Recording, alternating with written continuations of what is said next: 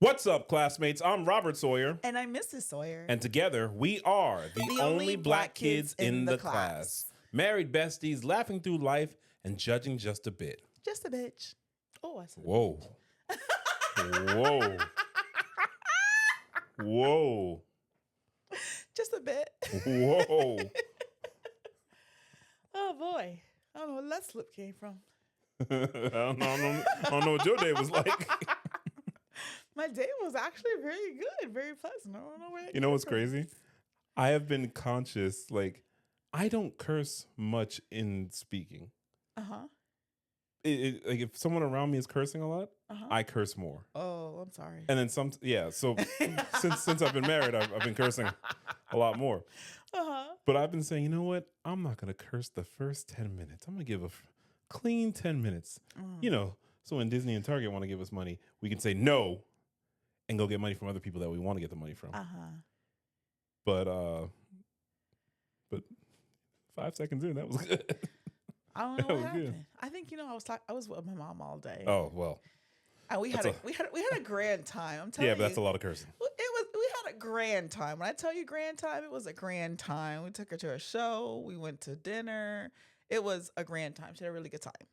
And someone like was trying to cut me off. And you know when I'm driving nowadays, I think as I'm getting older, I don't trip too much. I kind of, okay, go ahead, cut me off. That little second gonna make your day better. Go ahead. As long as you don't kill me, I'm good to go, right? And my mom in the car doesn't stand for any of that. So maybe it was just that pent up thing. Yeah. I know. She does all the she releases all that aggression for me, so I don't have to do it. Yeah. She takes one for the team. I used to go to the fair and ride roller coasters. Now I just let your mom drive. Oh my gosh. Way more excitement. Yeah. Way more excitement. Yeah. But it was a good day. So I'm glad you had a grand day. it was grand. We had a good old time. Good old time. Love to hear that. Yes. What's been the latest with you? Let's have some. Homeroom. I'm good. I'm just telling you, I'm great. Traveling with my babe, spending some time, being present, creating memories. That's been priority for me this year, and I've been doing pretty well at that. So, Any memories of note you'd like to mention? I mean, today was a memorable day for the classmates. I saw The Wiz again. One of my favorite movies of all time. So to see a show again of it was really good. It was a completely different cast than what we saw in New York last year, but they did a great job. It was a great job. Spending some time with you. Me. Yeah. Now, why would you want to do that? Oh, because I love you. Hey, I love you too. Yeah, it just really makes me appreciate our time together. I really love when we have those stretches of days where I'm just with you all the time. Right? I don't have to remember to tell you something. You're like there. Like part of my day is like, okay, I don't want to annoy him, send a bunch of texts. And then I'm like, okay, I'll tell him when I get home. And then sometimes I forget. And it's like next day, it's like, I forgot to tell him. But when you're just right there, it's like, oh, you're there with me. I like that. And how about you, my love? Memories of note in this last week? I guess. I don't know. I wasn't really giving you a structure. Time. A friend of ours called me yesterday. Uh-huh. It's my first time speaking. No, my second time speaking to her. But she had a baby about 3 months ago. Oh, yeah?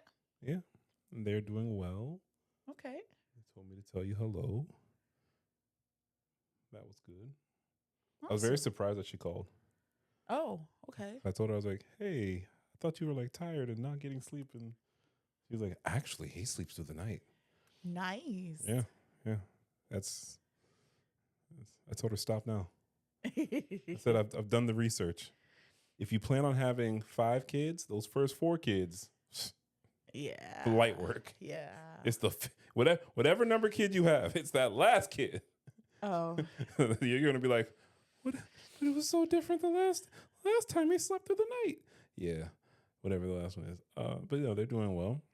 Okay. A few things, to be honest. I had a client reach out to me. I haven't seen him in about 2 years. He sent me something last year, just let me know how I was doing. But he sent me something earlier this year. telling me something he was doing, something we had talked about back when we were working Okay. together. Mm-hmm. And he texted me yesterday, "Hey, I got the job," and Awesome. it was a big Oh. big. It's if you know what we'd worked on, what he had worked on, it's a incredible thing. Yeah. Incredible. I love that. I love to hear that. I really love my job. I really, really love my job. So that was really awesome. What? A week ago, I got a call from a client that I used to see a long time ago. I mean, haven't seen them in 10 years. Mm-hmm.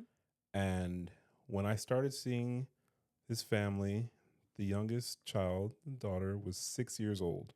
Oh, how old is the 6-year-old? 6-year-old is now 23. Woo! That's a long time ago. Yeah. Yeah. And I saw them on and off from the time she was 6 to the time she was 12. Like, I know this family. And, the mom had called me and left a voicemail, and I was very nervous. I was very, very nervous because, very sad, about 3 years ago, I had a mom call me who I hadn't heard from in like 10 years, and she had told me a client passed. And, yeah. it was Those are tough. It was very sad. Yeah. So when this mom left me a voicemail, I don't know if you remember me, which is like crazy to me. I called back, but I was very hesitant. I was like, oh man, like I never know what that's I wouldn't gonna be. I really wouldn't be able to handle that. Hurt it would your really spirit. I like all my clients, but especially with some of the kids, it's like those were my kids. Mm-hmm. And so like I have a place of fondness. There's a few of them where it's like I'm telling you, some I haven't, 10 years, 12 years, 6 years. Some of them can call me right now. I'd probably like just go to if they needed me. Yeah. And so when she called me and left that voicemail, and she didn't sound sad, didn't sound mad. It was very neutral tones. Yeah, I was like, oh man. You never know what those neutral. Yeah. And because that last month from like I think 3 years ago, I was like, oh man. So I called back, didn't get her. That made it worse. But finally we spoke last week. Mm-hmm. She's doing great. Oh. She's doing wonderful. She just wanted to give you a checkup. She's like, I could not find your number for the life of me. Aww. I was like, man, I still got your number. And I actually spoke with them for quite a long time. I used to see the brother. It's when you work in this system, it's like, it's here, it's there, it's on and off. It depends on, Medicaid is terrible. A lot of these programs are terrible. A lot of issues with that. So not with them. They were very consistent, but there's always some kind of program thing. Shenanigans. Yeah. So, and she's like, well, do you remember this? And I start telling her things, and I'm telling her things. She's like, how do you remember that? I was like, like it's part of life. Like that memory is like part of your life.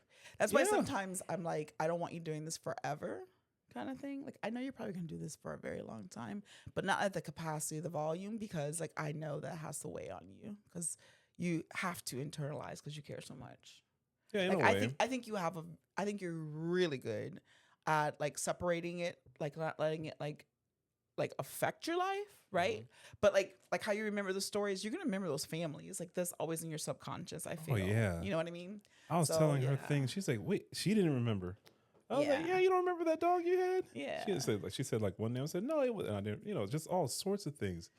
I mean, a lot of reminiscing, but also like finding out like what her son's up to, how she's been doing, how the 6-year-old now 23-year-old is doing, and I talked with her for a bit, and she told me, you were like my first dad, and she started telling me like all these things, and like she told me this story, and I remember it well. Uh-huh. She was in an elementary school, and they started sending her home like every week. Every week. It was never a suspension. They'd send her home in the daytime. Now, I know this girl. Uh-huh. She's not a girl now, but at the time, I know this girl. And active for sure. Probably, I used to tell people all the time, when I'm with the kids, they're wonderful. I'm engaging with them. That's one-on-one. Uh-huh. Some of my kids, I'm telling you, I know in a classroom setting, they were a lot. A hurricane. A hurricane, if you will. They were a lot. Yeah. And she was definitely one of those. But she wasn't this. And I went out to the school one day. You know, I talked to the supervisor I had at the time. And he said, well, you don't think you got to go out to the school? And I went out to the school and ended up talking with the principal. And, you know, I'm not a yeller. I didn't yell. I'm not an angry person. The mom was there. It was me, the mom, the counselor, the principal. The girl was actually in class, so the teacher wasn't there. And I remember I just plainly stated my case that ultimately there is an issue in the environment if you are sending a 7-year-old or an 8-year-old, I don't know what it was, home every week. Yeah. But it does not rise to the merit of a Baker Act or a suspension, but she needs to be sent home every week. And I remember stating, like, this is an environmental issue. Yeah. I'm not saying there's nothing for her to work on. Right. But I see what mom is doing. Yeah, yeah. So, right? Yeah. And the mom was like, yeah, you cuss them people out. I ain't cussing people out. Yeah, I was gonna say, I don't really cursing people. find you like as doing customer. I don't think I've ever cursed anybody out in my life. And this is something where I think it takes a lot for people to do this. And it's just in everyday life. You advocated for her. Yeah. You were her advocate. Yeah. And those are important. A lot of people don't have that kind of advocacy. Because it's one of those schools where they're going to talk to the parents any old kind of way. Yep. And the parents, you know, they expect the parents to get loud and to blow up, but they don't see. No, they instigate that. They definitely instigate They want it. that narrative to be true. Yeah. And so they know how to prove that narrative because they have tons of examples of that. Yeah. And you saw that this is not that narrative. So let's rewrite this story. No, they want it to be like the parents aren't involved or anything. Yep. And, you know, that's exactly the narrative that's already painted, you know, and that's just another typical thing. Yeah. Yeah. Yeah, I know. Yeah. So that was, you know, it was, I love talking to them. They're doing great. They're in a different state. That's nice. I love to hear that. Yeah. You know, I think you bring up a good point where I think people sometimes don't understand that, like the cycle of therapy, right? It's not just when you have something bad, and it's not like you finish and then you never go back again. You know what I mean? Like it comes and goes. I think people have to understand the relationship with therapy, and I think the more people understood the relationship with therapy, they wouldn't be so against it or not open to it. You know, I don't understand it all the time. I know. Sometimes I think this work is so necessary. And sometimes I think, what is this a real job? Like they pay people to do this? So I can see how anyone could be confused. Yes. But I'm highlighting that sometimes the therapeutic services like fill in gaps. Yeah. And it allows sometimes a bridge over certain parts. So I think like having that connotation of understanding of what therapy can be, it's not just for trauma. It's not just for bad things. Sometimes it's just assistance sometimes to bridge a gap. Yeah. Or sometimes plug a hole. And I love to hear those stories because those are not the ones that are often highlighted. Yeah. Yeah. Because, you know, you never know anybody's full story, but you spend that kind of time that I spent with that family in particular, and you get to know the character of the people. Yeah. And I remember, you know, I'm not about to put their business out there. Like, yeah. It's another topic. I really want to have an episode where we like talk about like we read stories about like really bad therapists, because your therapist should not be on the internet telling your business for views and clicks. I don't even like to highlight those people. No, but they need to, because people don't necessarily know when they have a trash ass therapist. Oh, it's true. So I'm not saying I'm God's gift of therapy. Who knows? I might be mid at best. But I know I don't disrespect my client. Like, forget the law. I don't disrespect my clients by using their personal lives for views and clout and all that. Yeah. Now, there's part of a story that I think can help people. Yeah. I do that. But half the time I'm telling y'all a story, I am changing. Yeah, parts of it. You know, absolutely. Or you might be, or sometimes you might like join two stories together. There was a 6-year-old who is now 23. Good luck. Yes, good luck with that one. no kind of identifiable information. HIPAA is a real thing, but just decency is a real thing. But I remember, if you want to talk about the spirit of people, and I saw some of the barriers that the mom was having in parenting. You know, she's a good mom, but there's hiccups that are getting in the way. And I told her, you know, this is like, you got to do your work. And she got in therapy. You know, and a lot of times people want to say it's the kid, it's the kid, it's the kid.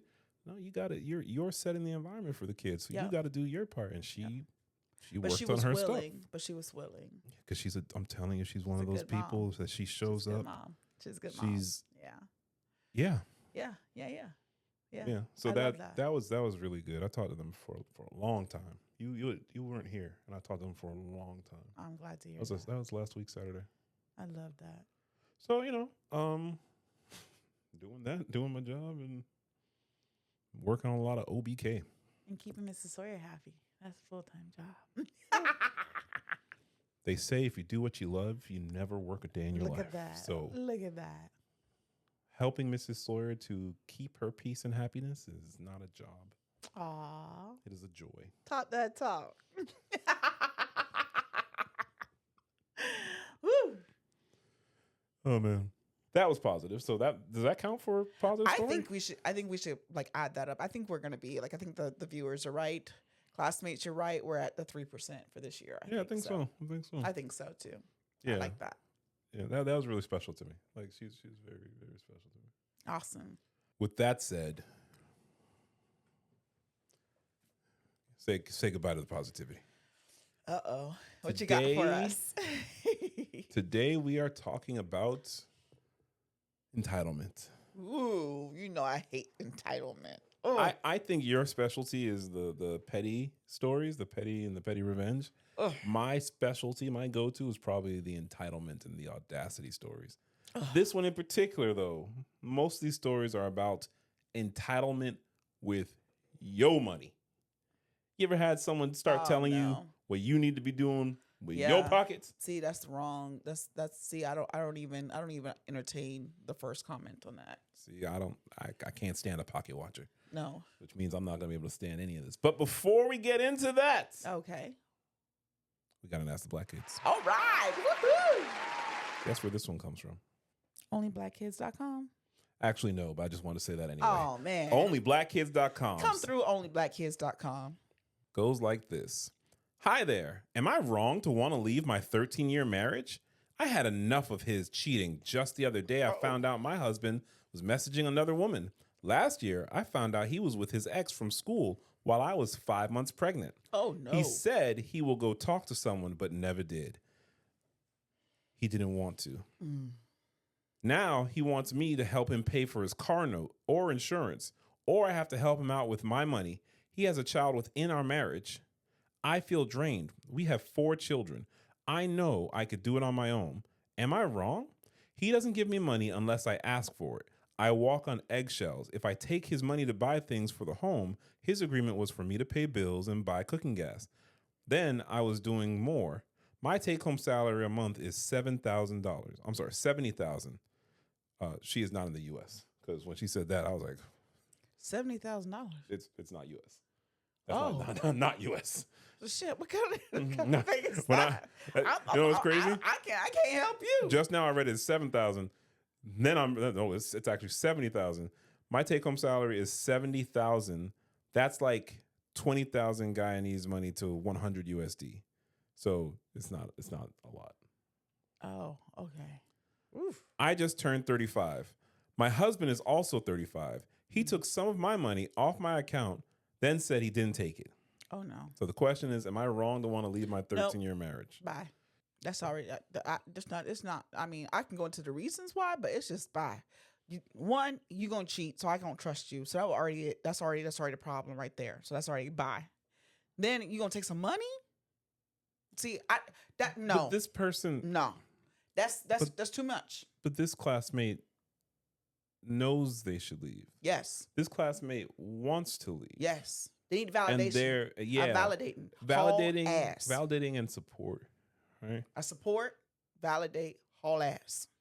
Bye-bye. So from your internet classmates, no, you're not wrong at all. You're not wrong at all. I know it's unpopular, but again, due to the nature of my work, if I tried to condemn every person that has admitted infidelity, I would not have a job. So I don't blame people for wanting to work things out after infidelity, but you're not talking about infidelity. You're talking about you're one of his women. You just happen to be the legal wife. Nope. He had a child Nope. while he was married to you. Nope. How does he have time to have a child? Like, he has 4 children with you. You got to go. But then, I really care about this. So now he has this child. What kind of father is he to that child? No, Because it doesn't sound like he's any kind of father to your 4 children. It's terrible for the kids. And that's just the 5 children you It's know terrible of. model for the kids. It's terrible for kids. You got to ask for money. You got to It's a negotiation. What kind of relationship is this? No, you got to go. You know you got to go. You hit the vote. I think it's. I find it. Got to dope. I find it very sad that a lot of things that I read are actually quite true. Like, it's like there's no love in that relationship whatsoever. No. And I think you've deluded yourself for a certain amount of time that you can manage it and you can take it and you can work it out, but you can't do that by yourself. No, girl. You can't make someone take part in a relationship. He's not in a relationship with you. He's a selfish dick. Love your children enough and get that out. Yeah, he doesn't. That's just bad toxicity into your house. Get that out. That's not good for no one. Yeah, you are not wrong. I don't. Nope, not wrong at all. Bye. Don't sound like a lot of years of that 13 years has been that great. I couldn't imagine any of it was that great. I don't even care. It was in the last 3 years. This was bad. That trumps the 10 years before. That kind of shit can't happen. You gonna cheat? Take my money? Nah. Yeah. Ooh, that coffee kicking in. We've got another Ask the Black Kids. Ooh, another Ask the Black Kids. This one simply titled, Am I the Asshole? Okay, let me see. Hello. Love the content and wanted to submit. Wife asked me for a divorce after 3 years. We lived in separate houses about 2 hours apart. She said the distance was killing her. Damn. And with other reasons, she could not go forward, stating that she wants to find a man/husband locally. I did not contest because I believe that you shouldn't want someone who doesn't want you. Uh-oh. Here's the issue. She has a 5-year-old daughter that I decided to cut ties with as well. The child has an active father in her life, and as parents, they share 50-50 custody. I had always stated that I was not there to replace her father, but rather to be supplemental in helping raise her, as I have other children of my own. The 5-year-old, by design, never called me dad and had a pet name for which I happily went by. I have a non-biological child from a previous marriage that I raised to adulthood who calls me dad, but there is a difference to me. Her mother and I were together 15 years before we split, and her father was never active nor present. Current ex is livid, saying I should maintain a relationship with her daughter as well, to which I responded by saying, if I was insufficient as a husband by your standards with my presence, how would I be any better to her with a periodic phone call? She said that I should still drive over to see her, spend time with her, etc. That does not make sense to me because she already has a father, and in my opinion, she's young enough to essentially eventually forget me. Lastly, I do not think it to be okay in that situation. She will eventually find someone. Too many variables for me. Am I the asshole for cutting ties? If you don't want to be in a daughter's life, no, I don't feel you're an asshole at all. It's not his daughter, and if they're divorced, seems like he has a little bit of discontent there with the ex-wife. So I would say, no, you're not an asshole. I agree with you. You're not an asshole. The only thing that kind of caught me, though, was, she's young. She'll forget me. They don't forget. No. It's highly unlikely that she forgets you if you spent any kind of time with her. Now, if you haven't spent time, as you said, maybe it's only periodic, then perhaps. But if you've spent any kind of time, if she has a name for you, she's not going to just forget you. And if you just disappear like that, you're just going to be the first in what could possibly be a long line of people just disappearing and not being there for her. Yeah. So I'm not saying that you need to stay in her life. I don't even know the logistics of that as you live 2 hours away. Yeah, I was gonna say, how was he really like in there? Yeah, but don't convince yourself, she'll forget. That's no. Well, I think this person sounds like they're a little hurt a little bit too, and I think they're just masking some of that with, she'll forget about me anyhow, so it's not like a big deal because the impact, which I can understand, right? That's just like the way of trying to put your guard up, kind of thing, but. But it's always the kids that face all this. It's always the kids that have to deal with this. If they got divorced, you said after 2 years? I believe you said 3 years. Oh, yes, 3 years. So that means they got married. She was only 2 Mm-hmm. to start. So that poor kid already has got like all kinds of things there. So, yeah, you know, I don't think he's wrong. I don't think he's an asshole. I would just don't be mean about it. You know what I mean? Yeah. But at the same time, that just adds to the confusion. Yeah. Yeah, I understand. So your final verdict? Not the asshole. All right. Yeah. Good luck though. If you'd like us to respond to your situation and your dilemmas, Mm-hmm. write us at onlyblackkids.com. Onlyblackkids.com. I have a question for you. You got a question for me? Yes. What's it? Am I the asshole for refusing to pay for my date's food and drinks after she claimed she was celibate and waiting until marriage to have sex at age 42 with 2 adult children and 2 failed marriages? Oh. No. No? I don't know. I don't know what kind of discussion they had before. Well, let's get into it. Yeah. I met a woman on Facebook dating, and after messaging each other a few times over a couple days, we decided to meet up at a restaurant. Overall, she seemed like a nice and classy woman, but the way she talked about dating and the type of man she was looking for was a bit off-putting. She had a list of attributes she was looking for in a man that just didn't seem realistic given what she was bringing to the table. Uh-oh. Whenever you hear bringing to the table, you know what kind of podcast he listens to. Already. Yep. She claimed to be celibate for the last 3 years and that she was waiting until she was married again to have sex. I knew after the first 10 minutes we had no future together, but I stayed to finish dinner. When the check came, I asked for separate checks, and she kind of scoffed and rolled her eyes. She asked, "Aren't you the one who asked me out?" And I said, "I am." She mean mugged me for about a minute without saying anything until the waiter came back with the separate checks. That's right. "Are you really not about to pay for dinner?" I just replied, "I'll pay for mine and you should pay for yours."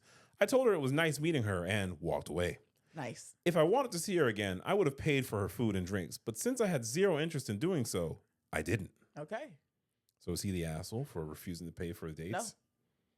No. Y'all should talk about that before. I wouldn't call him an asshole. I mean, I think I would have, discussed that before we got there. I think he is the asshole. Because he asked her to the restaurant. Listen, this modern dating shit is terrible and confusing, and I don't know what the rules are. He would have to pay. She could pay for herself. I don't know all that shit. That wasn't. But it wasn't discussed. But it seems if we're and I don't know what she knew, but he's saying he had every intention of paying. I could be reading into this, but it seems like he had the intention to pay until she said she was not going to have sex with him. And upon saying no sex, it's like, this meal is not a ticket to her vagina. No, I don't see it from that way. And I can see that point of view.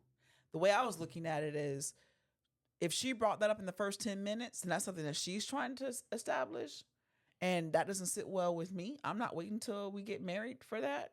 So then that's non-negotiable for me. So this is not going to be a part 2. He was open to paying, but then he's like, "Oh, well, I'm not going to invest any more time. Why would I invest my money?" I see his side. For me, it depends on what was discussed. And it sounds like maybe this was not discussed. Right, that's what I'm saying. That's on both parties. To me, it should have been discussed. Yeah, that's on both parties. I agree. But then there are the social expectations. But see, that's where you get all confused because I don't know what the new social expectations are. It seems like the ambiguity of what should be and what shouldn't be was not discussed, and therefore it came down to this. But yeah. If he's not the asshole, I just think because we have the insight into why he wasn't going to pay, that's the thing that makes me seem like what if she said, "Hey, I don't have sex for the first 40 days. Would you just not pay?" Maybe he was intrigued with that.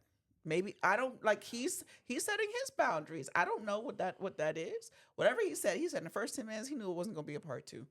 Yeah. And there's nothing wrong with that. And that's his right. Yeah. But I'm suspicious of if he made that clear beforehand, and it seems like he didn't.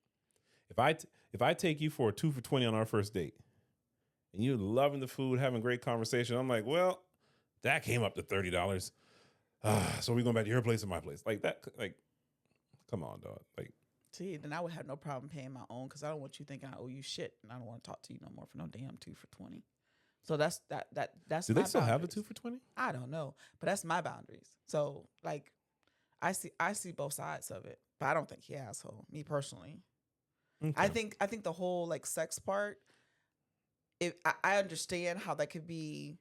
He's saying that she said that, and that was a non-negotiable for him, which is fine because she didn't talk about that before they went on a date. Okay, listening to you, I can see how he's not an asshole, but with the insight that he gives, I won't say asshole, but it's asshole adjacent for me. Okay. First comment says, and this is why you have a coffee date during the day at a duration of 1 max 2 hours. Yep. I agree. But they both agreed to some dinner. But And then she was entitled to say, "You're really not gonna pay for me?" No. I like that he stood up. He said no. He didn't do a sneaky. He asked for it in front of her. No.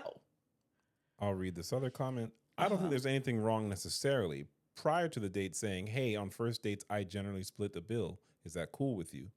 That way, everyone gets to make an informed decision on whether the date goes ahead or not. No harm, no foul. Treating a meal like a down payment on vagina access, however, is gross. That's gross. I agree with you. That's gross. But she could have, I said, I fought both of them for not clearing it up from the very beginning. Okay. But I don't call him an asshole. Okay. Yeah. Am I the asshole for refusing to pay for my son's stepbrother to play hockey alongside him while also refusing to pull my son from hockey? What? No. It's people telling you what No. you should do with show money. That's already a no. But let's hear his story. I have a 7-year-old son with my ex-girlfriend. She left me when our son was 4 months old for her husband. He has a son 7 months older than mine. My ex is raising her husband's son as her own because his bio mom is not in his life. And this is a point they have argued with me. Because of the way our relationship ended, we are not on the best of terms. And because my son is closer to me than to my ex or her husband, it causes more trouble when I do something for my son. They think I'm buying him when that's not it. Nothing I do is about buying my son or making me the favorite. I just want to provide a good life for my only kid. My son had expressed an interest in hockey for a while, and several months ago I signed him up for some lessons, and now he's part of the team. His stepbrother doesn't get to go, and he's jealous. My ex and her husband can't afford to send him, and so my son doesn't go on his mom's time. But this is no longer enough, and because his stepbrother is aware he plays hockey, my ex and her husband told me I need to either pay for both to play or I need to pull my son. Oh, no. My ex's husband told me his son does not need to have his disadvantage flaunted, and with them being in the same school, he does hear about it. He told me his son deserves to feel equal to his sibling. My ex made the same argument. She said both kids are being raised as hers, so they are half brothers in the eyes of the family. And she said that means they should be treated the same. I told her in their house, by their families, this is true. Yeah. But I am not in their house or their family. I refused to discuss it after telling them no to paying for the stepbrother and no to pulling my son. They went a little insane over it and accused me again of buying my son's love. Am I the asshole? Hell no. No. Come on. No, keep it up. I might just get 100% custody. Keep it up. Keep it up. Because I don't like that kind of environment you got my son inside of because this other one want to complain because y'all broke. Y'all can't afford it. You should go get another. If you think your son should be entitled to do all of that, then you need to go get some extra money. That's just that simple. You know, honey, people say that kind of stuff like, oh, I'll get 100% custody.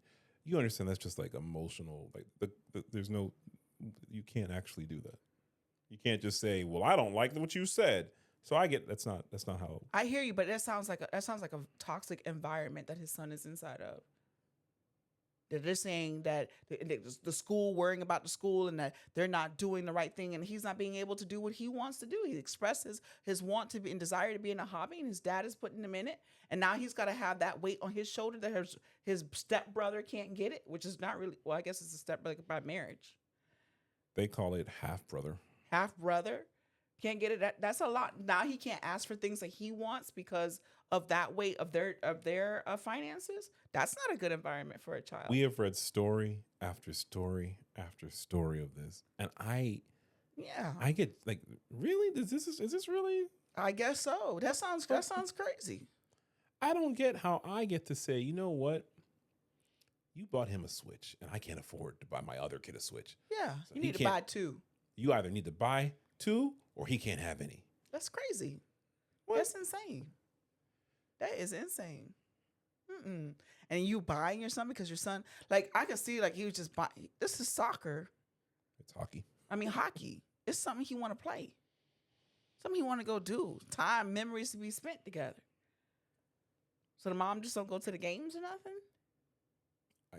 That's a very good point, honey. Like, That's a very, very good point. I'm telling you, it's like, I don't know what kind of environment that is. Not only does she not go to the games, he does not do hockey when he's with her That's for what her I'm telling time. you. That's terrible. What kind of environment is that for his son? Talking about, and it's from the school. So what? So does that mean they can go tell all the other people, hey, you got to pay for my son because I can't afford it? Possibly. That's terrible. That's terrible. Where does it end? That's bad humans. Let's go on to another one. Let's go. Am I overreacting for being mad / feeling betrayed that I found out my fiance, 35-year-old male, was hiding his wealth from me and letting me pay for the majority of things? That is so wordy. So to make it simpler, am I overreacting for being mad that I found out my fiance was hiding his wealth from me and letting me pay for the majority of things? For context, I am a 36-year-old female and he is a 36-year-old male.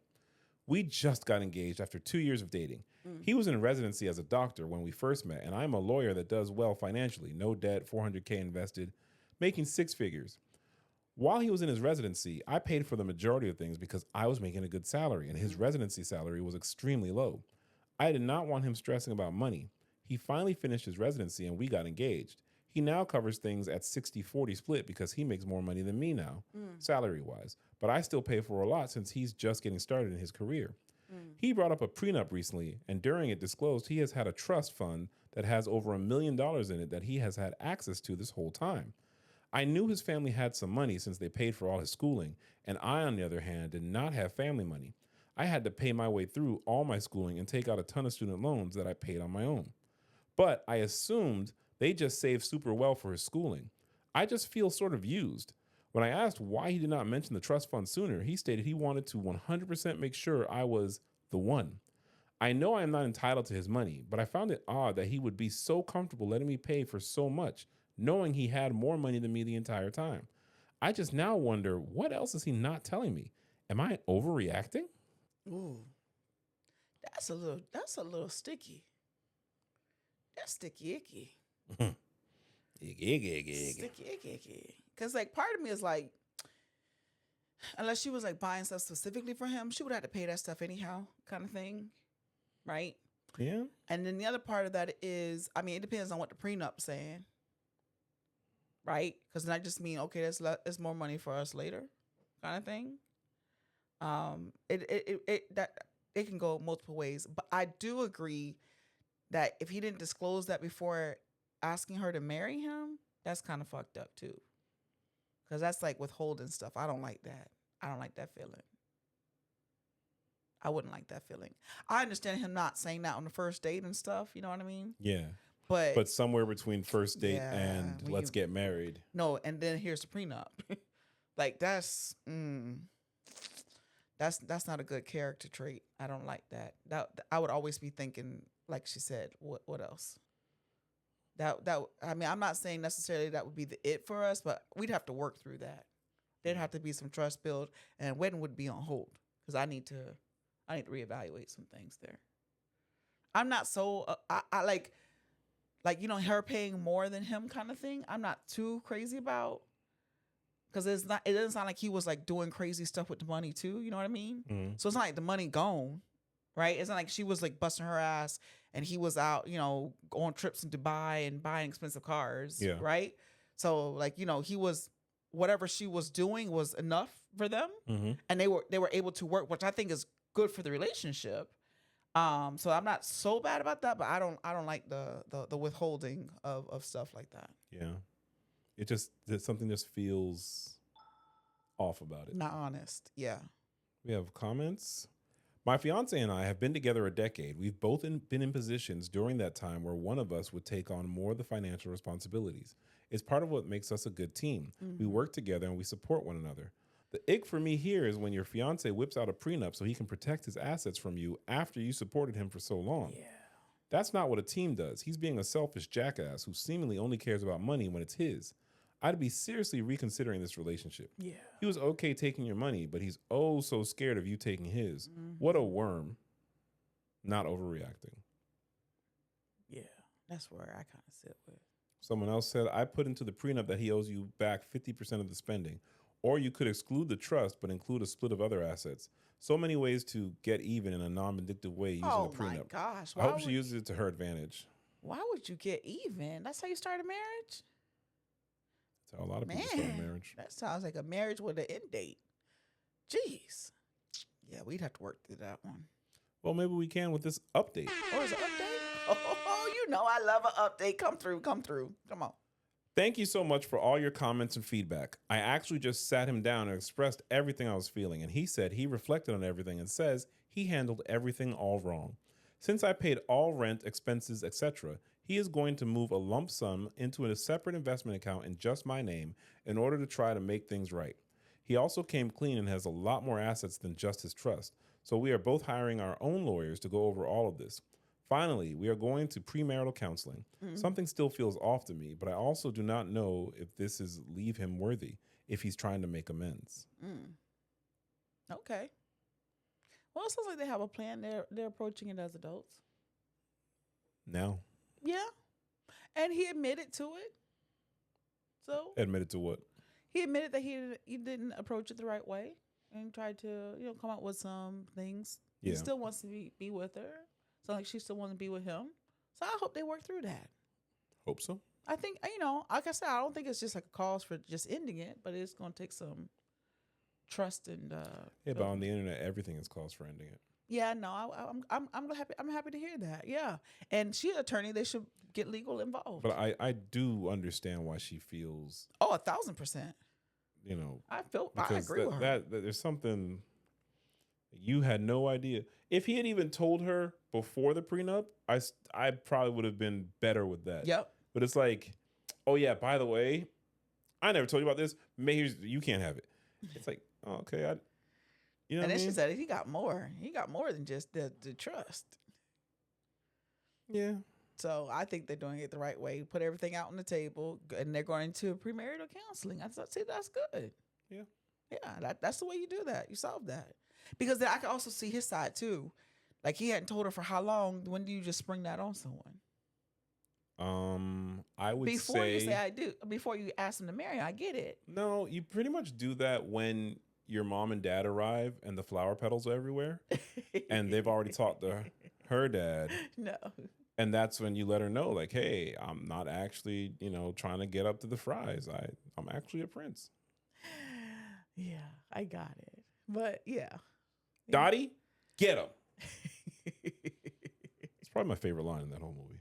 Full of incredible lines, but I've seen it so many times. That Dottie, get him, and the dog sells the scene because the dog's like, huh?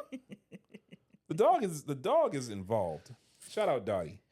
R.I.P. Dottie. Am I the asshole for not combining income and or sharing my savings with my girlfriend so we both have spending money? Oh. Girlfriend, right? Girlfriend. No. I'm going to try and keep this short. Okay. My girlfriend and I moved in together this past summer. We split joint expenses, rent, utilities, grocery, etc., proportionally to income. I make about 3 times as much as my girlfriend. As a result, I pay 75% of our joint expenses. Okay. I have virtually no expenses outside of the joint expenses. My girlfriend has a lot of expenses outside our joint expenses. She has a car payment, student loan payments, health insurance premiums, medical debt, personal credit card debt, etc. At the end of the month, she does not have very much money left over. Okay. I have a fair bit left over at the end of the month, but most of it I save. I do have fun money account to treat myself to nice things every once in a while. About a month ago, my girlfriend approached me about the idea of combining income so we each have money at the end of the month to save and or do the fun things. I flatly refuse this request. Okay. I think splitting joint expenses proportionally to income is the fair model for an unmarried couple like us living Agreed. together, and that is what we do. Agreed. Over Halloween weekend, my girlfriend's sister and her fiance are having their bachelorette and bachelor parties, respectively. My girlfriend is going to the bachelorette party, and I am going to the bachelor party. The bachelor party will be a weekend boys' trip to Florida. The bachelorette party is substantially smaller due to my girlfriend's inability to contribute significantly to the fund for the party. My girlfriend and her sister talked about the situation. My girlfriend told her sister she could not afford a big trip. My girlfriend's sister asked how I was affording the bachelor party trip. Then, for reasons that still make no sense to me, my girlfriend went into detail about how much I make and how much I have in savings. None of their business. I have substantial savings because I went to college on scholarship, and after I graduated, my parents gifted me my entire college fund. Look at that. My girlfriend's sister has convinced my girlfriend that I am selfish with money. Oh, no. Even though I cover 75% of joint expenses and cover 100% of our going out activities when we do go out. I am pretty pissed about my girlfriend sharing my personal financial information with her sister. Yep. But I am unchanged in my position on combining our income. Yeah, throw the whole girlfriend away. Just throw it away. That's a wrap? That's not going to work. That's not going to work. Why not? They just not of the same type. It's not going to work. Where would the girlfriend be staying if he wasn't there? She still got to pay rent and everything. Like, she still had the same bills and student loans and all that other stuff before. So what she would be doing? They're not married. What talk about entitled? That's fair enough. And he said he pay 100% when they go out. I think that's completely fair. I mean, like, that's like overly fair. And then you're gonna go running your mouth and telling people my business? Like, that's not no. That's I don't see that ending well. I don't see that ending well. But I see it ending. I do. That's crazy. That's crazy. First comment says, no, I'm saying this as a woman. Do not join finances with her. That's right. You are already covering more than she is at 75% joint expenses and 100% of dates. Agreed. She's out of line asking for more and babbling to her sister. She needs to budget better, get a part-time job or something if she wants additional money. Not the asshole, but she definitely is. Yeah. The next person says, I would not marry this woman. That's what I'm saying. He didn't say fiance. He said girlfriend. She's not going to be in that lane pretty soon. You get off the highway. Get that. Another comment says, do not combine finances with someone you are not married to. Agreed. Even after you are married, a lot of couples keep things separate and have joint accounts for bills and possibly large expenses or retirement savings. Or they agree that a certain amount will go to bills, to savings, and then to a fun account. I do think that this is going to fester. You guys have different approaches to money and different debt loads. Yep. You might think of couples counseling, and please do remember that if you do marry this person, her debts will become your debts. See? There are certainly ways to strategize how to deal with that as a couple, which I would not begin before you get married. But if you have radically different approaches to finances, it will only become a bigger issue. That's it. And if she is comfortable sharing every detail of your relationship with her sister, which some people do, then I would expect at some point every problem you guys have will make it to her sister's ears. Yep. Finally, if her sister is someone who can impact the way she thinks, I would take stock of her as well. Do the two of you think differently? Where do any differences pop up on that issue? If you and her sister are incompatible in significant ways, you might consider what that means as well. I would not make any further long-term commitments to her, and certainly no kids until you guys are on the same page about things. See, this is the same person. I agree with that person. I agree with that person 1,000%. That's what I'm telling you. They're not compatible. Just because y'all might be, on the emotional side, no, that financial side is real. And people don't understand the financial side is a really big, like, you need to be on the same level. That's why I recommend financial counseling. I agree. She got to go. Financial therapy, as they call it in the streets. Oh, she's got to go. Am I the asshole for expecting my niece to contribute while she lives with me? No. My husband and I have 3 kids, Emmett, 15, Eloise, 13, and Eden, 8. We live in a 4-bedroom house that is within 45 minutes driving distance from some of the best colleges, public and private, in the state. My niece, Sydney, 20 years old, asked if she could move in with us while she goes to school 30 minutes away so she can save on dorm fees. I told her she could stay with us, but not to expect her own room and that she'd be helping with the kids. My husband and I were talking about putting Eloise and Eden in Eloise's room and giving Sydney Eden's room, but Eloise and Eden don't get along too well. Oh. Plus, Eden has some kind of stomach issue. We are going to specialists and getting blood and stool tests. It's just taking a while to get a diagnosis. That involve her waking up multiple times a night to use the bathroom, and she vomits a lot. Oh, man. We decided to move Eloise to Eden's room, the smallest, Emmett to Eloise's room, medium-sized, and we put Sydney and Eden in Emmett's room. It's the biggest. It has 2 closets. It's right next to the bathroom, and it's the most private. It's on the other side of the house from all of the bedrooms. Sydney moved in at the end of July. Her responsibilities are drive all 3 kids to school, Okay. take Eden to doctor's appointments and labs that I can't leave work for, stay with the kids 1 to 2 hours after school, Wow. and help Eden at night. Wow. Most nights, it's not a big deal. She's able to get to the bathroom by herself, but some nights she isn't able to make it to the bathroom. Sometimes she throws up. Sometimes she wakes up with a tummy ache and needs a little help going back to sleep. Sydney can get us, but she's expected to try to resolve the situation herself first. She doesn't pay rent, utilities, car payments, insurance, gas, groceries, etc., and we give her about $150 a week as payment. Oh. This doesn't interfere with her schoolwork. She's free between 8 and 3 and is able to leave the house for study after one of us gets home.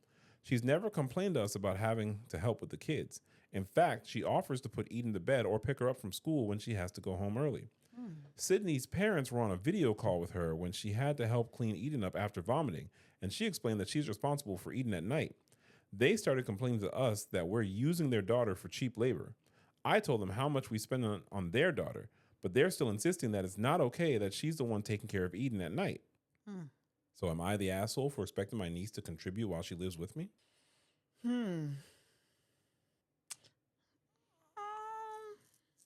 I don't know about that one. She's definitely the asshole. She's She's not the asshole for wanting Sydney to contribute. Right, but that's a lot. She's the asshole for the amount that she is asking that's a lot. this young person who's trying to get an education to contribute. I was gonna say, how does she got time to study and she go out at night? Like Sydney should contribute. I agree, but that's just too much. They got to take to school, be there when they get home. Take her to doctors and labs. That's like that's too much. Only when she can't get off work. But I agree. The whole nighttime thing is just too much. You can wake us up, but only after you've tried to resolve it yourself. Yeah, that's too much. What? Like that's the part where it start going too much. But the drop off and pick up, and after school, that's just too much. If they had said that she had to like pick them up, take them to school, I would be okay with that. Because they did rearrange their whole house to allow her to stay there.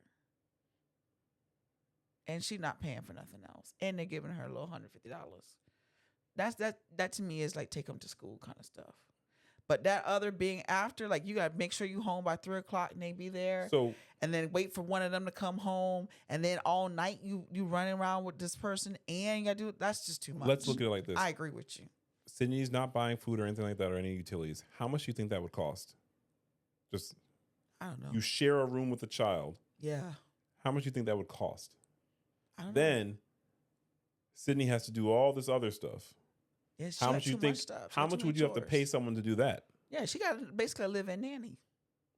Do you? And a live-in nanny would have their own room. It's nowhere near equal. No, I agree. So I agree. and it's not even about it being equal. It's just your expectation is kind of wild. Yeah, it's too much. Let's go to the comments. Saw this yesterday. OP was fighting for their life in the comments, trying to justify it. The thing is, 90% of the agreement is fine. It's just not okay to make someone else take care of your sick child unless they're specifically there for that job. I agree. OP just needed to recognize that and be like, okay, yeah, fair point. Another comment says, I'm thinking that everything is fine except making this girl take care of your sick child and clean up after her. See? That's excessive, especially since she's no nurse and barely over being a child herself. Yep. See? That's where it went too far. Someone else said the fact that they're like waking up multiple times a night with a sick kid doesn't interfere with her schoolwork is crazy. That's crazy. That's crazy. And what kind of life Sydney have? Sydney in college, she might want to go out. She probably got She's welcome. She's welcome to go out after Yeah, someone gets home and all that stuff. And think about it, she shares a room with a child. What time is she supposed to come home? Yeah, she can't talk on the phone. She can't do study dates. She can't, like, you know what I mean? That's crazy. And she's 20, sharing a room with an 8-year-old. Yeah, that's too much. That's too much. I agree. That's too much. So the expectation, not unreasonable. The volume of the expectation. Yeah, that's Sydney what it is. should contribute, but geez. Yeah. Like if she had to, like I said, if she had to like take him to school, that was part of her thing, I see no problem with that. If it fit with her schedule, you gotta get up and you gotta take him to school, I see no problem with that. But all that other stuff, nah, you can't do both. Either you need me to take him to school or you need me to be here when they get out. I'm not doing both. Yeah. And then at nighttime, oh no, you better come through and get your own kid. I'm not gonna be responsible for that. That's too much weight, responsibility. I agree with you, asshole. We got a few more stories. All right, let's go. Am I the asshole for wanting to break up with my girlfriend over her using my emergency credit card? No. So my girlfriend and I have been together for about 8 months, and I gave her access to my emergency credit card for actual emergencies only. Why? Like hospital visits or if her car breaks down, that kind of stuff. No. Well, last week I checked my statement and there's a $400 charge at some fancy restaurant I've never heard of. See? No. Turns out she took her friends out for a birthday dinner and decided my emergency card was fair game because she was short on cash. Nope. I don't care about the money because I won a bunch last week gambling, but still. When I confronted her about it, she got defensive and said I was being controlling and that $400 isn't even that much money to me. That was more than what you had. Broke ass always talked about it wasn't a lot. Go ahead. The thing is, it's not about the money. It's about the trust and respect. I specifically told her this was for emergencies only, and she completely ignored that. Mm-hmm. Now, I'm seriously considering ending things because if she can't respect basic boundaries like this, what else will she think is okay? So am I the asshole for wanting to break up with my girlfriend? No. I already made that. That was a no. Break up with her. That's not gonna work. Cold-blooded. No, that's not gonna work. You're wasting your time with that, and you could be missing out on the person you're supposed to be with. That one is not. To go to a restaurant, it's just $400. Not a lot. It's more than your broke ass had. Why you had to use my card? Now, why you had to go and do that now, huh?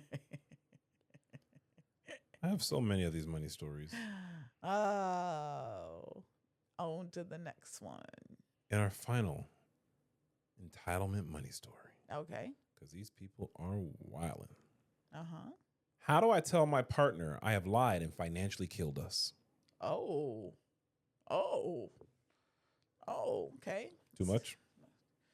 Financially killed us. Jeez, that's a description. Woo. Let's hear it.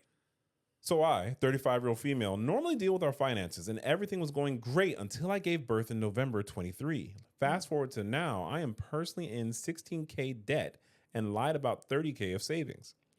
I kept telling myself I will get on track. I can get myself out of this mess, but I have just been paralyzed at the thought of where to start. Looking back over the past 22 months, and it just is overspending, doing things to keep up with everyone else, which is really stupid. Oh, no. I hate myself. I don't deserve my partner, and I need to tell him, but I know it's going to kill him. I'm ready for this to be the end of our relationship because I hate myself so much. Why have I done this? What type of person does this? Our mortgage is due for renewal in 2 years, so I have spent the last 2 nights putting a plan together to clear my debt in that time. My problem is my partner thought we have $36,000 in savings, and we don't. Oh, no. And he's made a purchase that needs paying for Sunday with $25,000 of that money. I know from his credit, he can get a loan to cover the amount without it impacting him negatively. Oh, my God. I am just a terrible person, and I really wish I had reasons for everything that's been happening to give him some clarity. I wish I had a gambling or shopping addiction, but it's just overspending. I have nothing to show for it other than a whole new boiler system in our house and 4 new tires on our car. I feel so bad. I have not slept in 3 nights, and I've thought of the best way to end my life. At least that way, my partner will be financially stable and able to provide for our child. That's terrible. Just the thought of leaving my child is unbearable. I have messed up my child's and my partner's life beyond recognition. How will he forgive me? If we separate and he files for full custody of our child, I wouldn't be able to live with that either. I have no family or friends to help financially, and this is the first place I have ever admitted it. I feel like it's a start. I just have to be grown up and tackle it by the horns, but it's going to be painful. That sounds terrible. It does sound terrible. That just sounds terrible. And there's normally a suicide clause inside the insurance, so that's not necessarily going to help either. That's just terrible. That's just all around terrible. Man, you need to just come clean. First comment says, talk to your partner and stop lying and stop spending. It is a shopping addiction. Yeah. Agreed. Next comment says, I think you need to prepare to have a very difficult conversation, to change your ways and to work damn hard to be seen to be paying off the debts. I hope they love you enough to accept your human frailty and work with you to stop it happening again. Good luck and stop spending. I know, I just don't know where to begin. The past month, I have not bought anything extra. And the month before, I tried to be more conscious when doing the food shopping, making plans and not overspending. And that has stopped me looking for the credit cards for food shops at the end of the month. I don't know what happened. I used to be so good at sticking to a budget. I have just let it go so far. I don't even know why I lie, but the lying is the line I have crossed. I know it is. I think a very important thing, I think the context is all in the beginning. She said, 2 years ago, I gave birth to my first child. Mm-hmm. It is from that point that she has not been able to keep up with the budget. It is from that point that the addiction has begun. It is from that point that a lot of the issues come from. Yeah. When I'm doing an assessment, we ask, have there been, people will tell us what the current problem is, but you ask, has there been how long has that been going on? And around that time that this change started, was there a significant life change? Was there a death in the family? Was there a birth in the family? Did you guys move? It's like, what were there any significant changes? And it's very hard because no one really thinks like that. People don't think of, well, it happens to me myself. If I go to the doctor, like, is anything going on? I'm like, no, I'm good.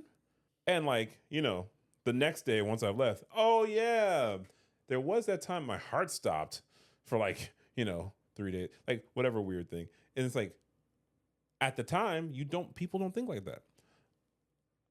Personally, I started keeping a little note. So if there's an issue, I think I need a thing. And then by the time I go to the doctor, I bring it up, because your heart stopping for 50 days it's a bad thing. That would be a bad thing. Yeah. Like 10 days is cool. Oh, no. I think, yeah, it's a bad thing, babe. Yeah. You know what happened afterwards, though?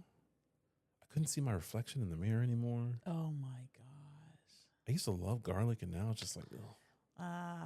Yeah. Turned into a vampire. Whoa. That's offensive. But fortunately, there is an update. Okay. Woohoo! I like an update. Firstly, thanks for all the comments, support. It's really what I needed. I got our child minded so I could tell my partner, and oh my, was it difficult. I couldn't get the words out. He was blindsided. He was very upset. However, after me talking him through all my deep diving, showing him my credit scores, accounts, and the spreadsheet I had created to show my plans on how to fix it, he was able to process it. There's a lot of talking about many things in our relationship that have not been great. He was sorry for how absent he had been and neglectful after the baby was born. He just assumed I had it under control like I always had. He thinks I am suffering from some sort of depression, mainly postpartum. This is from everything else that came up. I have been to my general practitioner, and the general practitioner has been amazing. They have said I am suffering from postpartum depression. I have been given medication and a lot of support in different forms. Okay. The wait list for counseling is rather large in my area, so we have made the decision to pay privately. For those wondering, the spending has no pattern. It's just lots of small transactions, like $20 here, $30 there, but they are nearly every day, and most days, multiple times a day. So that's how you rack up so much debt. It's very embarrassing to see. I do have a spending addiction, thanks to those who pointed it out. Yeah. I was just previously trying to justify it, but isn't that what people with addictions do? Yep. The suicide was just a thought, one I thought would fix the money problem, but when I had the thought of it, I couldn't deal with the thought of leaving my child. Anyway, I feel better for getting it out, being honest. I know I shouldn't have hit it, and I have a long road ahead of me to change my habits and rebuild the trust that has been broken. But like my partner says, it was always meant to be a joint effort, and he has done some big spending last year, and at the end of the day, money is numbers that just go up and down. As long as we have each other, we can weather any storm. Oh, is that a positive story? No, it's not. They're going to work on it together. That's positive, but the story's not. Because I was going to say, how does he not know that there was money missing from the $36,000 that was supposed to be in savings? Because every couple manages money differently. Oh. That's people just do things differently. There's no one way to do it. Fair. Fair. And if she Fair. traditionally managed all the finances, Okay. he'd trust her. Yeah. I can see that. It happens often, honey. Now that you say that, it's okay. Well, I'm glad that they're on the, they're gonna try to work it out. Yeah, there's some hope. There's hope. But I'm not gonna put that as a positive he acknowledged story. that he also, because he didn't know they were in trouble, may have aided in that demise. Yep. So, I feel, I always want people to do better. So I'm glad. I like that they acknowledge and they're gonna work past it.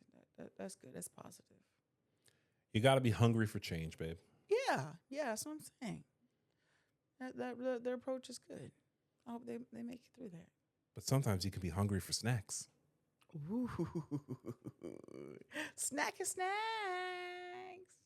Is that your way of saying it's my turn? Yeah. Or my school snacks? Yes, it is. Okay. So, school snacks. It's time. Good, because I was wanting a little munch. A munch on a highly recommended snack from the classmates. A Star Crunch. Never had that. Never had it. Never had what is it? Star Crunch. Now, I used to like this. It's a Little Debbie. They have it as a cosmic snack. Star Crunch. Cookie with caramel and crisp rice. Never had that.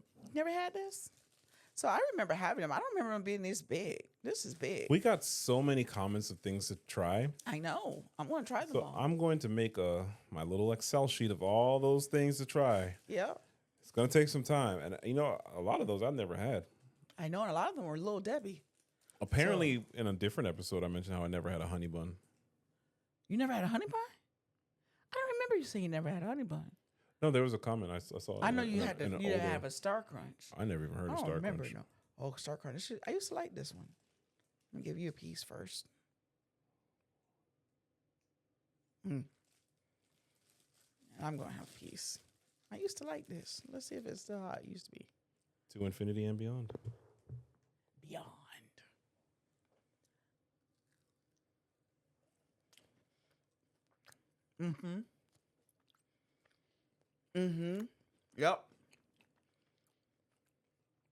Yep.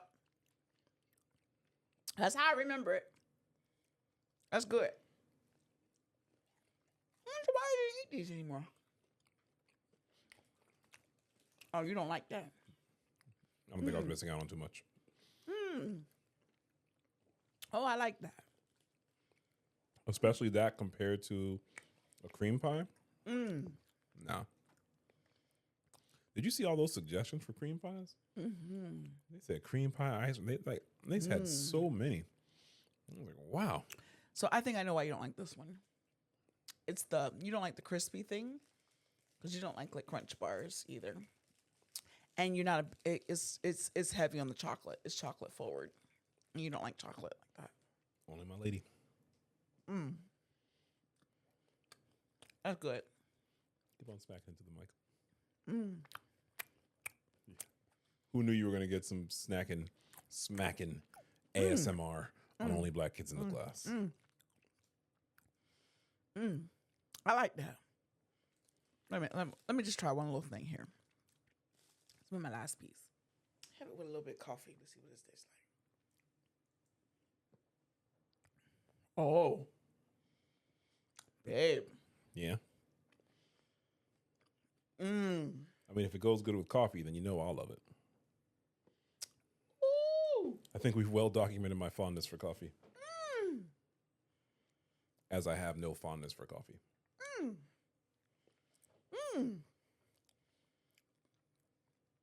That was your school snack. See? That's how you get the extra credit. I think we're all collectively just watching you enjoy it. Oh.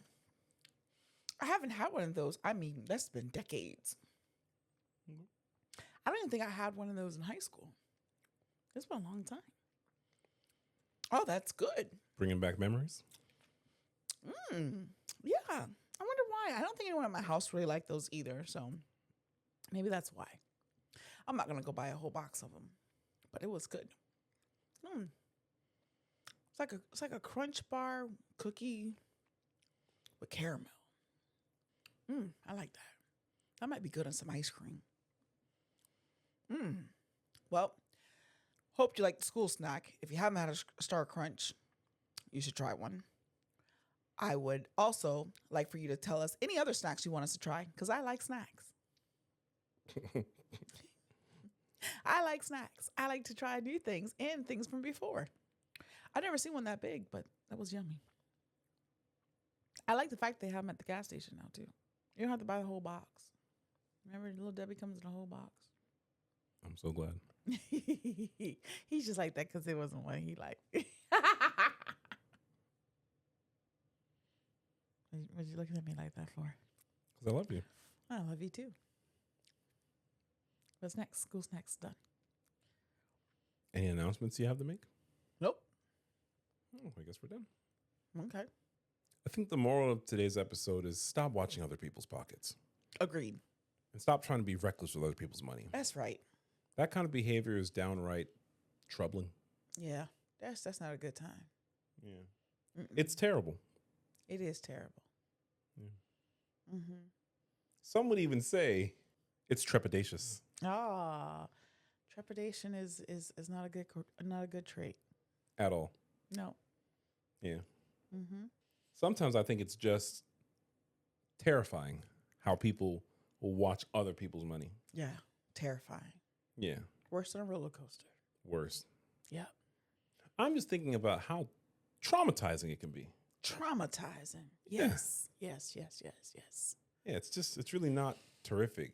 It's toxic. You had to work it all the way through. I remember one time. You had to work it all the way through. I remember one time. I love it. I asked, man, do I drag that out too much? And this lady wrote the most positive. No, I love it when you drag it out longer and longer and longer. Oh, I feel the anticipation. Oh, I feel it. Oh boy, I do too. I like it. So it's toxic. So what time is it? It's time for Toxic Confessions. Come through. I hope you got some good ones. So we're gonna try some a little different. What's different now? Don't be messing up good stuff. So we have a classmate who sent me some toxic confessions. Oh, okay. Let's see. They're not the classmates. The classmate found it. Okay. And sent it and All said, right. "Ooh, okay. Are these toxic?" And I said, "They sure are." Let's see. So I want to give a shout out to this classmate. Okay, shout out. Shout out T-Mac. T-Mac. From Hattiesburg. Hattiesburg. What's that, Virginia? It is not. What is that? Mississippi. Oh, I don't know. My grandpa had a secret family in Mexico before meeting my grandma and named all of his and my grandma's kids after the kids he had left behind in Mexico. Oh. No one found out until years after he passed. Damn. That's fucked up. That's toxic. My great-grandmother wasn't actually my great-grandmother. She kidnapped my grandmother when she was younger and just made everyone think it was her daughter. Oh. So I have a secret family somewhere. Oh, that's terrible. Oh, that's terrible. Did an ancestry, and my dad isn't my grandma's son. He's actually my aunt's child. When she was 14, he doesn't know. He loves my grandma. She's 95. I let him live in peace. Oh, my goodness. That sounds like that Osage County movie. It is. It's one of your favorite movies. I love that movie. That movie is great. August Osage County. That's a great movie. Boy, we have watched that. My great-grandfather left one of his kids out of his will. The siblings and children all divided their portions of the inheritance so the other sibling wouldn't know they were deliberately left out. Oh, that's actually kind of nice. They'd have to. Found out my piece of shit of a brother had a kid in high school and denied it was his. The kid reached out to me and I gave him my brother's number. And now I don't talk to my family because they were mad I did that. They said it wasn't my place. Oh. We read a story like that. And the lady was like trying to reach out and the brother didn't want to. But my thinking is if the kid reached out. Yeah, who cares? Clearly, he didn't care about the family too much now. He's like, oh, well, don't talk to me. It's all right. My grandparents passed years ago, but I recently found out that my grandma was kidnapped by my grandpa in Mexico. I'm not talking Romeo and Juliet story. She was just 12. He saw her walking home from school with her books, decided he wanted her, grabbed her, and threw her in his truck. Damn. She tried to escape for days but couldn't. Eventually, he got her pregnant, and because of the fear of gossip in the town and judgment from the Catholic Church, she stayed and married him. Over time, she learned how to be his wife, and together they had 13 children. Damn. Growing up, I only knew them as a couple deeply in love who grew old side by side. I was often left alone in their care, and I thought of my grandpa as a sweet, hard-working man who respected his wife. Learning the truth completely shattered the way I saw them and left me really confused. So yes, I did spill it. I called my best friend, and we stayed on the phone for hours, and now I'm here telling you. They say not to speak ill of the dead, or they will come back to haunt you. I wish he would. I wish he would. Oh my! Okay, don't be selling no tickets. I don't want nothing coming afterwards. That's terrible. Jeez. That's really bad. That's terrible. 13? 12. No, 12. 13 kids. Oh. Damn. My family urgently and very quickly moved from Massachusetts to New York in like 2012. Never knew why until a year or two ago when I found out my mother wrote an extremely homophobic article and was getting tore up online. Real bad. Reddit doxed her and people made threats and sent death wishes, which is why we moved. People made comments about me and my siblings like, I hope they turn out gay. 4 out of 5 of us are, in fact, LGBT. Oh, that's terrible. I think that's called karma. Oh, boy, that's terrible. But I want to know how she is with them. Poor kids. Always the kids suffer. My brother cheated on his husband like at 2 p.m. and made me promise not to tell anyone. And everyone knew by like 3 p.m.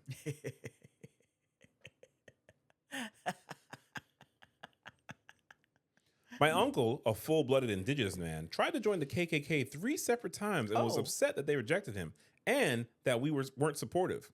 His mom was on the tribal council and we lived on the reservation. What in the hell? That's like that Dave Chappelle Digsby. thing. With your wide nostrils breathing up all this good white air.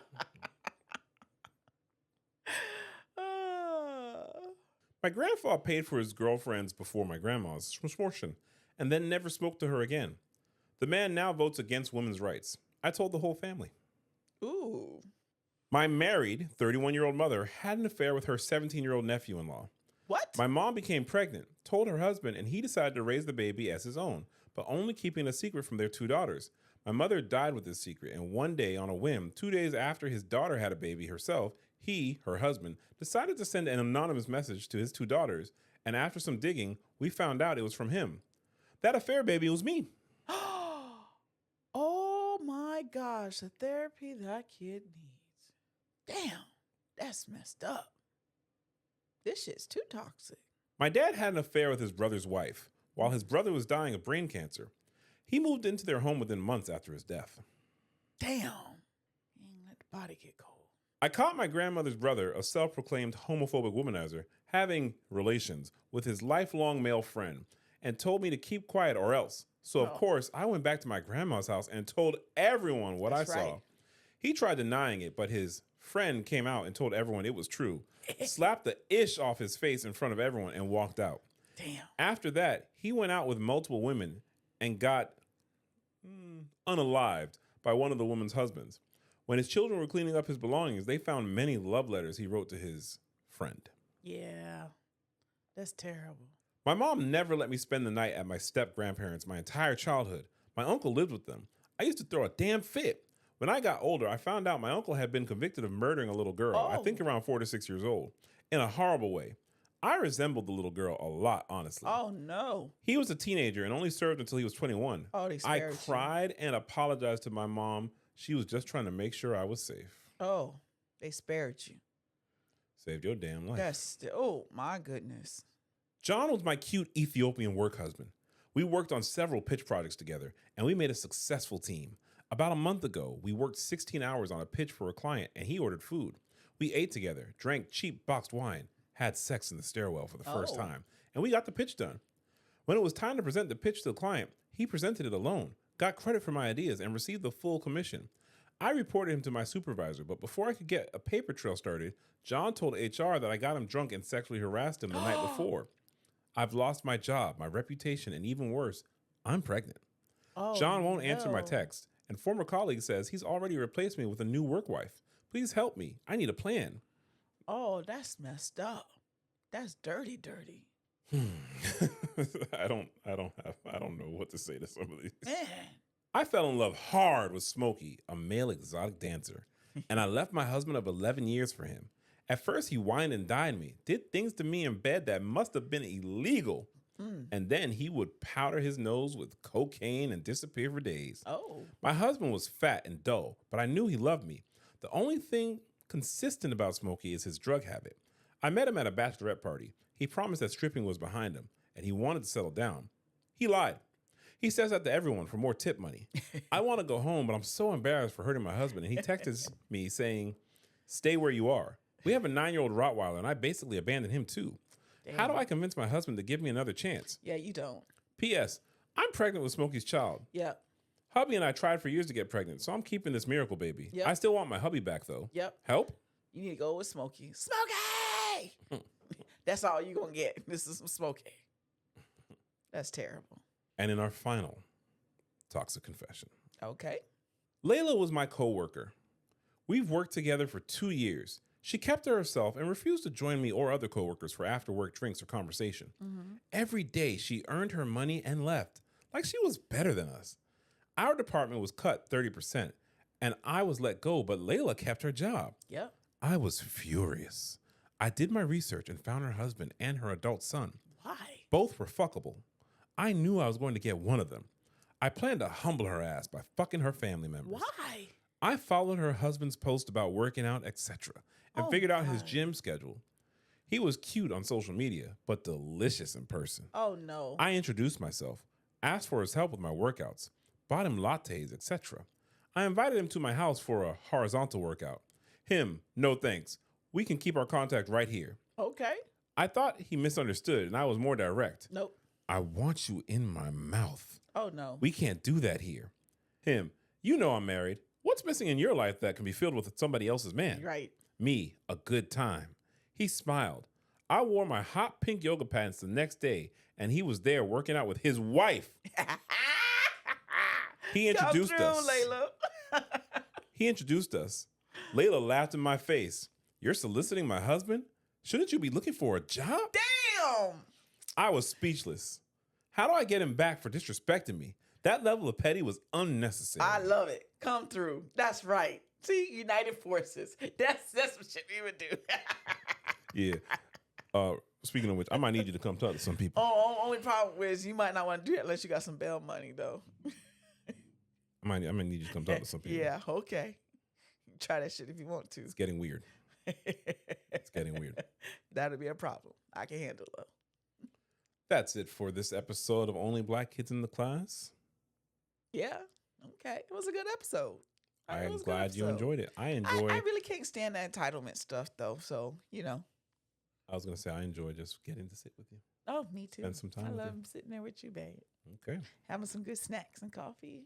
Well, it's a good time. Good is subjective. It was good to me. I love that. It was good for you. There you go. You can get you some other snack. Thank you. You my snack, baby.